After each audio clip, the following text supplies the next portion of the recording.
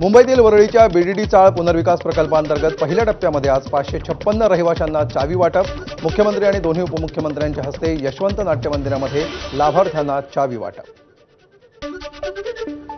VDD चाळवासियांना मिळाली कोट्यवधींची घरं। 556 चाळवासियांना 13 ते 14 कोटी रुपये किमतीचं घर।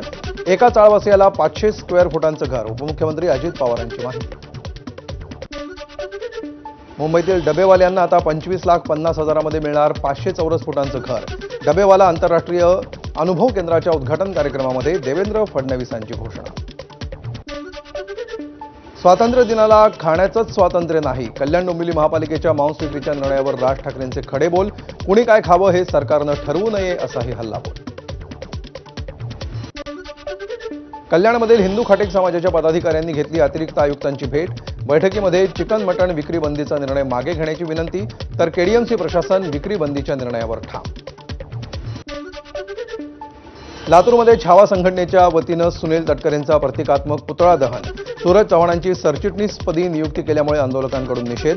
काही दिवसांपूर्वीच सूरज चव्हाण यांनी छावा संघटनेच्या विजयकुमार घाटगेंना मारहाण केली होती।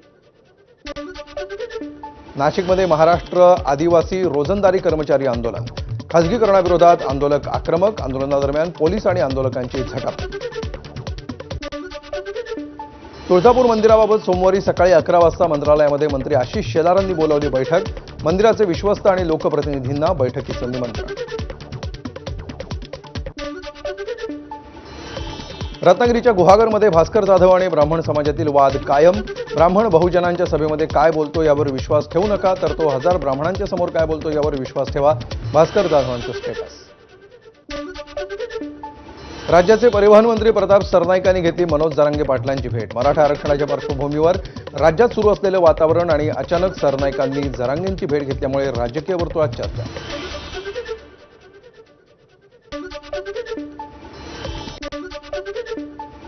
भारतातील दहीहंडी संस्कृती पाहण्यासाठी स्पेनचं गोविंदा पथक मुंबईत दाखल।